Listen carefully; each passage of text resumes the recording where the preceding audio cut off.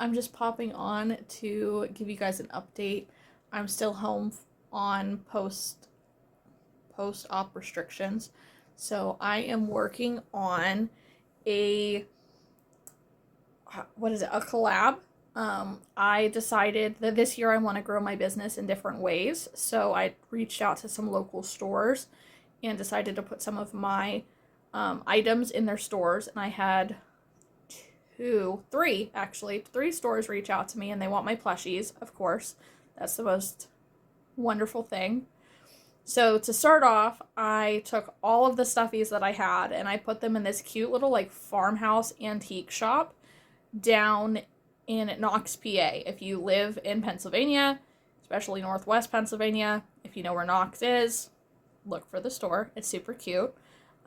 They are under new ownership and they are starting some new things, especially bringing in, hi kitty, especially bringing in local craftsmen, local artisans to really just, support shopping small, working together as a community. And I do not live in Knox, but I live in a drivable distance. So I was able to put all of my stuffies in, and in a matter of 3 days, I sold like 5 things. So it's fantastic already. It's also very low month and a 10% commission on each sale, which is not a lot realistically. So I'm cool with it. Then my other option, or my not option, my other store that I was reached out. Can't speak right now. The other store that I reached out to put my stuffies in, it's called Chrisman's Little Britches. It's in Franklin, Pennsylvania, which is very close to where I live. They are a gently used children's clothing and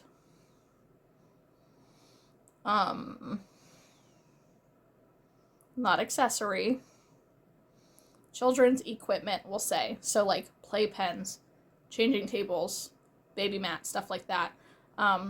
Resale store. So the community brings in, they either sell her their stuff, their baby clothes and stuff, or they donate it to her and then she resells it. And it's just really awesome. And since I've known about her store, which I think I learned about her store about 5 years ago, I've known some other local artisans who have sold baby things out of her shop, and it's really awesome. So now it's my turn. She decided that she wants, and basically exclusivity of certain toys compared to any other shop close to her store. And she only wants them that I sell for $10, but in her store, because she wants a 25% commission on each sale, no monthly rent. But as we try to figure out what works, I will be upcharging them so that they will be sold out of her store for $13, maybe $12, not totally sure yet, a piece. So I have the Tank the Turtle pattern I use burlap velvet yarn with, and they come out itty bitty, like this big. Actually, I have a basket right here. So Tank the Turtle turns out very small. I use the cute like kawaii eyes. Then we decided on some, tiny axolotls. So this is actually my own pattern that I made a little bit smaller. It will be releasing very soon. And then we also were talking about tiny dinies, little triceratops. I want to say it's Club Crochet or Love Crochet, something like that. Layla's Lovies. I don't know. It's something like that. If I can link it, I will. But she makes them. They're really big sellers right now. A lot of people are making it with the Sweet Snuggles Light, so they're coming out bigger. That's what I normally make them with. But I decided to make them also. It's actually not burlap velvet yarn. I'm making them with retro velvet yarn through Premiere, and they turned out so small. They're so little. So these are another one. And then we also talked about these like little egg chickens. I'm working on them right now. So this is what I'm working on. This is where we're going to pick up. You're going to have a little clip essentially of me adding on the comb and embroidering on the face. And this is just going to go into my next video. All right. See you in the next one, guys. Bye.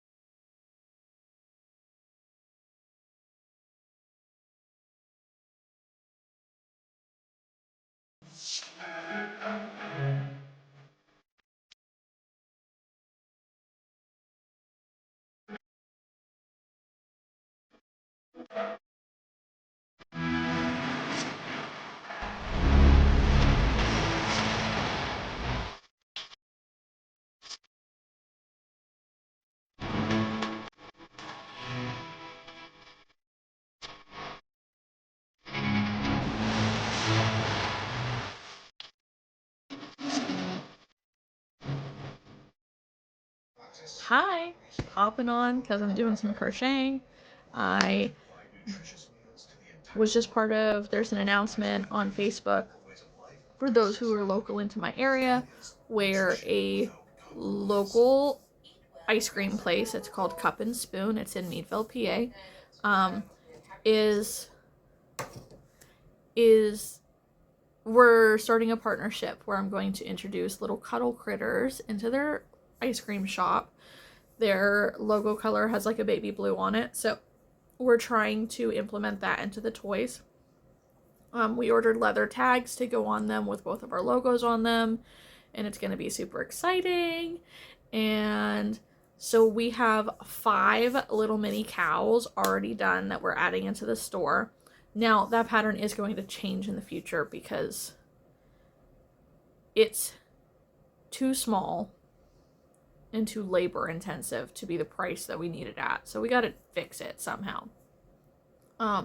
But we are also working on some ice cream cones. So we're going to do some like waffle cones with blue ice cream, and then we're going to do some soft serve in a bowl. Sorry, that was my cat.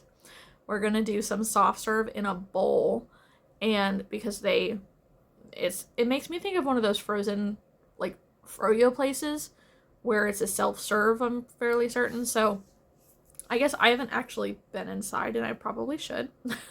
But I'm very excited, and that was just announced today, and you know, my community and my crafter friends and all that are very excited for me, and I'm very excited. This year I have big goals for this year. At the end of last year, when I did all of my, you know, book balancing and stuff like that, I realized that I literally doubled my sales in my business from last year to the year prior. Doubled them. So my goal is that I would like to restructure my crochet pattern store, take better pictures, redo everything in like consistent yarn, better colors, stuff like that, better pictures in general, and maybe try to niche down. I hate that, but maybe I should try it. It works for people. And I'm doing these partnerships with local stores like Christmas Little Britches in Franklin, where I have little itty like mini toys in there, and the farmhouse antiques and rusty stuff down in Knox, where I have a variety of things down there, and those are more of my everyday craft show things. And then with Cup and Spoon in Meadville, so it's kind of a triangle area where, you know, Knox, Franklin, Meadville, around me, to try to get my name out there and get people to recognize me and know me. And, you know, the people who do know me do recognize my work, and yay for that. That's super exciting. I love that. I love that the compliments that come with it. I love that people are excited about the things that I make, and people, I don't know, it's in a weird way, it's almost like they have pride in the things that I make, which we all need that support in our lives. We do.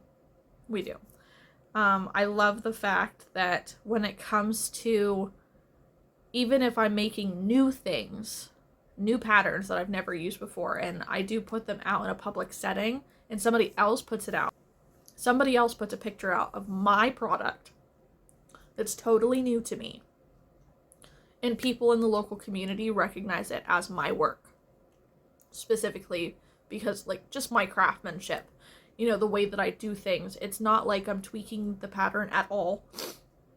I'm using yarns that I choose that are different than the pattern calls for, or I'm using eyes that are different. But I like that people see me as a standout or unique compared to the competitors in the area. I think we all need that. We all have to strive for that if we want to do well and be noticed. So I'm very excited, not to mention that you follow me on YouTube. Clearly, you're watching this video. I am like two subscribers away from hitting 200 subscribers on YouTube. Yay! That's super exciting for me, because although 200 subscribers may not be a lot, it is almost halfway. Anyways, 200 subscribers is almost halfway, I believe, to being monetized on YouTube. And you know, I'm so in awe of these other crocheters on YouTube who are able to bring in a livable wage just based on sharing these videos with you guys. Videos of themselves crocheting, videos of market preps, videos of pattern releases, you know, all that stuff. And that's also going to be part of my goal, is once my channel becomes monetized, then I will be releasing more and more video patterns, video tutorials. I don't necessarily want to, I don't want to feel like I'm giving away my like hard-earned energy and work for free. So like to put it on YouTube before I'm monetized means that there's so many people who have access to it for free, and it doesn't, like, other than getting my name out there and maybe getting sales from people who want it in PDF form that might see it on YouTube, like, it doesn't financially help me. And as much as I love crocheting and as much as I love designing and stuff like that, like, I also need a little bit of kickback for myself, if that makes sense. I don't necessarily want to feel like I'm gatekeeping or like it's all about the money or anything like that, but I've had my crochet business for over 10 years now, and I'm just at a point with it where, like, I have to get a certain amount out of it in order for me to continue doing it. You know what I mean? So I'm really knuckling down. I'm really trying new things. I'm trying to hit different a different variety of people with it, and I'm just very excited. So without further ado, I'm gonna start crocheting, and right now I'm working on this cute little ice cream cone. So this is a pattern by Wonder Crochet. Let me open it up on my iPad here. Excuse me. This is the mini ice cream cone plush by Wonder Crochet. She is on Instagram and TikTok. TikTok is probably something I should get into, but I don't even have TikTok as a user. I have big sensory issues, and I just don't like videos that make sound, I guess. But her pattern, she uses Parfait Chunky and Parfait Chunky Pom Pom, which, thanks to Alyssa with Lumi L Art here on YouTube, she taught me that I can just go and buy the pom pom thread and pair it with my yarn, so I need to do that. So I'm working on this to see if this pattern will work to put into cup and spoon, and if not, then I'm going to just have to play around and make this mini ice cream cone plush even smaller, because I know that she has a big version of it because I watch Wonder Crochet's YouTube videos as well, and so I know that she has a nice big ice cream cone plush. This is supposed to be the mini in the Parfait Chunky, and Parfait Chunky is a lot bigger than the yarn that I'm using, because I'm actually using, I'll show it to you. It's backwards, but whichever. It's Retro Velvet Premier, which is a 4-weight. Oh, I put it in upside down. It's a 4-weight. It's a little bit thicker than an actual 4-weight, but it's not anywhere close to Parfait Chunky. And so this is turning out very big. And I deal with crochet injury, so I am not going to size my hook down any further. I'm using a 5mm. She uses a 6, I think. Let's see. No, she doesn't. She uses a 5mm.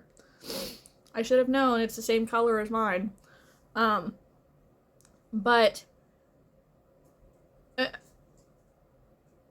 I'm still not sizing down my hook, and this is turning out too big. So I'm gonna have to come up with something to find, or to do a smaller version of it, because this is just too big. I need it to be like 4 or 5 inches tall, and this is already, like, my hook is 5 inches tall. So it's already at 4, and I still have 2 more, like, ice cream mounds to do. So it's just gonna be too big. So, alright, cutting it here, and let's crochet.